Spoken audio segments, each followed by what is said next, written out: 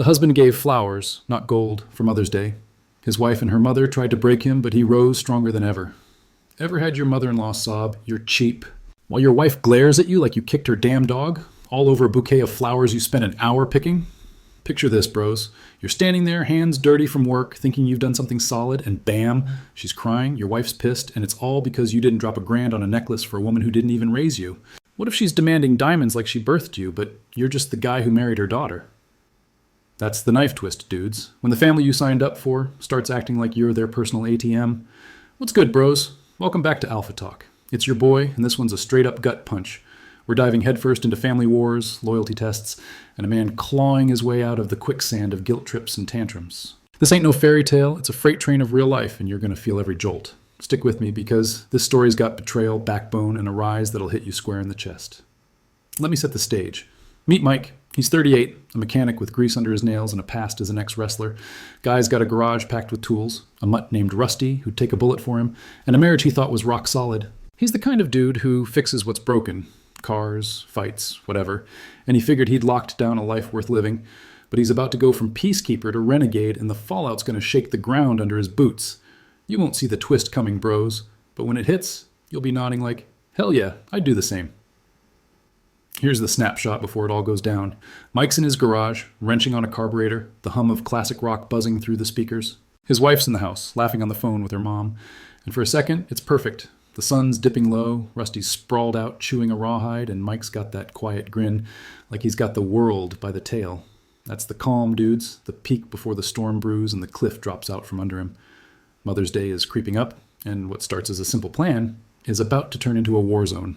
Buckle up, bros, because Mike's about to find out who's really in his corner, and who's just waiting to bleed him dry. So here's Mike, bros, in the sweet spot before the crap storm hits. He's 38, built like a guy who used to pin dudes on the wrestling mat and now wrestles engines for a living. Picture him in his garage. Concrete floor stained with oil, tools lined up like soldiers, and Rusty, his scrappy mutt, sprawled out in the corner gnawing on a bone. This is his kingdom, where he's king. He's got a steady gig at the shop, pulling overtime to keep the bills paid, and when he's home, he's the man who makes it all work. His wife Sarah calls him her rock, and for a while, that's exactly what he is. Unshakable, solid, the guy who fixes her car when it coughs and grills steaks so good the neighbors peek over the fence. Life's good, right? Mike's not some soft dude dreaming of poetry. He's hands-on, practical, the kind of bro who'd rather crack a beer than crack a smile for no reason. He's got Sarah, 5 years married, and she's the type who lights up a room. Dark hair, quick laugh, always got his back, or so he thinks. They've got their rhythm. Friday nights at the bar with a few buddies, Saturday mornings tinkering on his old Chevy, and Sundays just chilling with Rusty chasing squirrels in the yard. It's not flashy, but it's real. He's thinking, I've got this, steady job, solid wife, family's cool. Feels like a win, like he's finally got a grip on something permanent after years of scrapping by. You know that vibe, bros. When the house runs smooth and you're the man holding it down, Mike's not blind. He knows Sarah's mom, Linda, is part of the package. She's this loud, wiry woman, 60-something, always got a story about her hard life and a cigarette dangling from her lips. She's been background noise mostly, popping over for coffee or calling Sarah to gossip about the neighbors. Mike's cool with it, nods along, keeps the peace, even fixes her leaky sink once in a while. Linda's not his mom, but he's not trying to stir the pot. He's got his own mom 2 states away, a tough lady who raised him solo and never asked for a dime. Linda? She's just Sarah's mom, and Mike figures he can handle her. But here's where the cracks start forming, bros. Quiet ones, the kind you don't hear until they roar. Mother's Day is rolling up, a couple weeks out, and Linda's dropping hints like breadcrumbs. She's on the phone with Sarah, voice carrying through the house.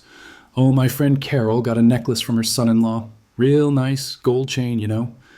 Mike's half listening, tightening bolts on a carburetor, and he shrugs it off. He's not big on holidays. Christmas gets a tree, birthdays get a cake, and Mother's Day? He's planning something simple. Maybe flowers, something he can grab from the roadside stand near the shop. He's not cheap, just practical. Money's for bills, not bling. Besides, Linda's not his mom, and he's not her husband. What's she expecting, a throne? Sarah's cool with it at first. She's laughing with Mike over beers one night, saying, Mom's just being mom, don't worry about it. And he nods, takes a swig, and figures it's handled. He's thinking, this is it, my shot at real. Heart's wide open, not because he's soft, but because he trusts what he's built. He's got Sarah in his corner, Rusty at his feet, and a life that feels like it's clicking into place. The garage smells like oil and metal, the fridge is stocked with leftovers, and the world's spinning just fine.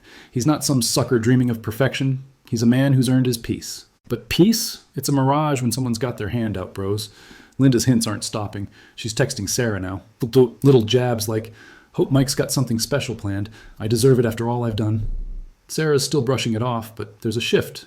Her laugh's a little tighter. Her eyes flick to Mike when Linda's name comes up. He catches it, but he's not sweating it yet. He's got a plan. Hit the flower stand, grab some daisies or whatever's fresh, wrap them up nice. It's thoughtful, right? Something from the gut, not the wallet. He's not thinking necklace, not thinking gold. Hell, he's not thinking Linda's about to turn this into a battlefield. That's the high, dudes, the calm before the storm. Mike's grinning under the hood of his Chevy, Sarah's humming in the kitchen, and Rusty's tail is thumping the floor. It's a snapshot of the good life, the kind you'd frame if you could. But cracks don't whisper, they roar, and Linda's about to light the fuse. Mike's got no clue he's walking into a trap, one where loyalty gets tested and the ground he's standing on starts to shake. He's about to find out that family can mean something different when the masks come off. And when they do, it's going to take more than flowers to hold his line. So Mike's rolling along, bros, thinking he's got this Mother's Day thing on lock. Flowers in the plan, garage humming, life's still clicking. But the air's getting thick. Linda's hints aren't hints anymore, they're demands. And Sarah's starting to echo them like a damn parrot. It's a slow burn at first, the kind of heat you don't feel until it's scorching your skin. Linda's calls ramp up, her voice cutting through the house like a buzzsaw. "What am I getting, Sarah? I hope it's not some last-minute junk." Mike's in the garage, tightening a lug nut, and he hears it. Catches Sarah's reply, too. "Mom, Mike's got it covered. Relax." But her tone's off, sharp, like she's nudging him through the walls. Red flags are popping. "Dudes." Linda's texting now, straight to Sarah, little guilt bombs like, "After all I've done raising you, I'd think your husband would step up." Sarah's reading them out loud one night, casual-like, but her eyes flick to Mike over the dinner table. Steaks half-eaten, Rusty's begging for scraps. "Mom deserves nice things, you know," she says, fork poking at her plate. Mike's jaw tightens, but he lets it slide. "Yeah, flowers are nice," he grunts, figuring that's the end of it. But it's not. Linda's locked onto this like a missile, and Sarah's starting to track with her. He's pacing the garage later, Rusty's head tilted like he smells the storm too, and Mike's gut twists. "Am I the jerk here?" he's thinking.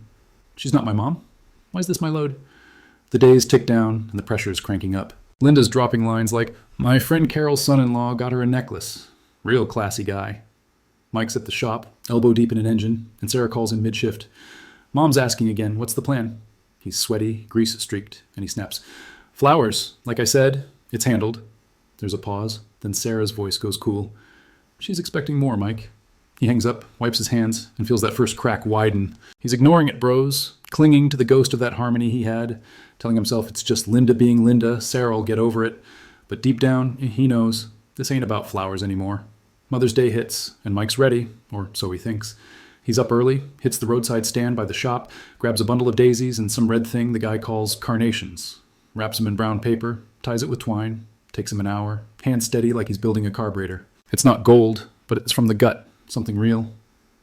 He rolls up to Linda's place with Sarah, bouquet in hand, Rusty panting in the truck bed. Linda's on the porch, all smiles at first, cigarette dangling like always. "Happy Mother's Day," Mike says, handing her the flowers.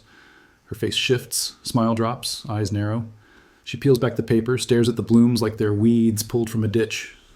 "Flowers," she says, voice flat. "That's it?" Here's the gut punch, bros. Linda erupts, tears welling up, voice climbing. "My daughter gets gold for her birthday, and I get this? Some cheap bouquet?" She's waving the flowers like they're trash, petals dropping on the porch. Mike's standing there, boots rooted, feeling the heat climb his neck. Sarah jumps in, sharp and quick. "Mike, you embarrassed her." "She's my mom. What were you thinking?" Linda's sobbing now, full-on drama.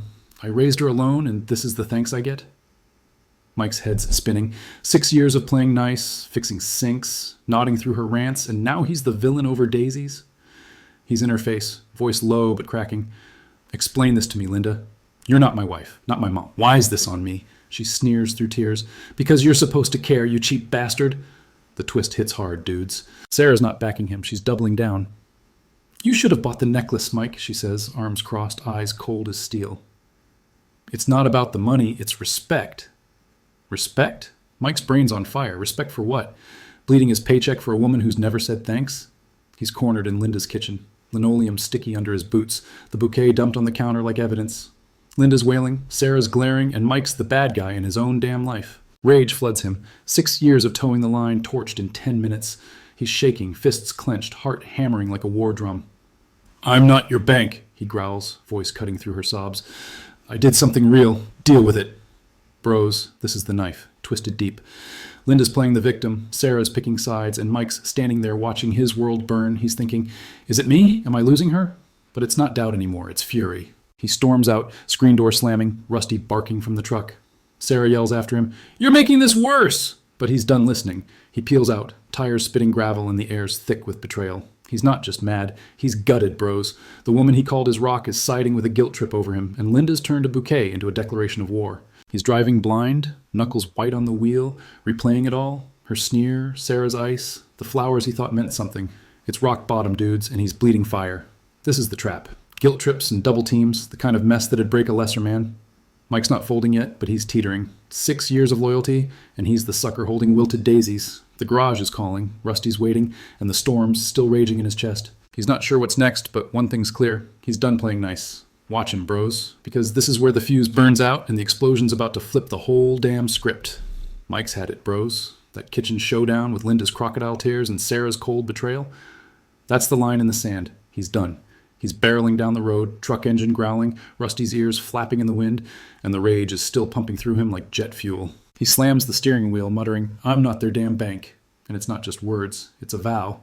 He pulls into his driveway, gravel crunching under the tires, and storms into the garage. This is his turf now. Oil-stained concrete, tools gleaming, Rusty trotting in behind him. The screen door is still swinging when he makes the snap decision. I'm out of this game. No more guilt trips, no more bending. He's cutting the leash. Inside, he's surging, bros. Cheap? Nah, I'm steel now, he's thinking. Linda's sneer and Sarah's ice flipping a switch in his gut. Their whining's not chains anymore, it's fuel, lighting a fire he didn't know he had left. He grabs a beer from the fridge, cracks it open and downs half in one pull. The garage is his war room now, and he's plotting the rise. First move, he's not groveling. Sarah can stew, Linda can cry, but he's not budging. He tosses a wrench on the workbench, the clang echoing like a battle cry, and gets to work. This ain't about flowers anymore. It's about who he is when the masks are off. Action kicks in fast, dudes. Next morning, and he's up before dawn, wrenching on a side job. A buddy's busted transmission. Cash job, no handouts, just him and the grind. Rusty's gnawing a bone in the corner. Not some pity scrap, but a thick chunk Mike grabbed from the butcher. Sarah texts mid-morning, "Mom's hurt. You need to fix this." Mike's hands are black with grease, sweat beading on his forehead, and he fires back, "Her problem." 2 words, no fluff. Then the phone's on silent, buzzing ignored on the shelf. He's not playing their game, he's building his own. That night he's in the garage, late, classic rock blaring, and the cash from the job's in his pocket. First brick in his new wall. He's not stopping there, bros. Jim's back in play. 5 a.m., iron clanging, sweat pouring. He's not some washed-up ex-wrestler anymore. Lifts are heavy, reps are brutal, and the stress melts off like rust under a torch. 15 pounds of baggage gone in weeks, replaced with muscle that says, "I'm not bending for tears." Sarah's still in the house, tiptoeing around him, but he's not chasing her approval. She tries once, soft voice over dinner. "Mom's really upset, Mike." He cuts her off, fork midair. "She's upset? I'm done funding her tantrums." On her eyes widen, but he's already back to his steak. Conversation over. Line held. Here's the twist payback, dudes. Linda's not letting it go. She's online, posting sob stories on Facebook. "Ungrateful son-in-law, after all I've done." Mike sees it, smirks, and flips the script. He snaps a pic. Bouquet still fresh in a vase, garage in the background, Rusty chewing that bone. Posts it with a caption, "Made my peace. Living my way." No rant, no shade, just truth. Comments flood in from the boys. "King move, bro. Respect, man." And Linda's whining gets drowned out. She's flailing, tagging Sarah in her posts, but the tide's turning. Mike's not just dodging her jabs. He's landing his own, quiet and sharp.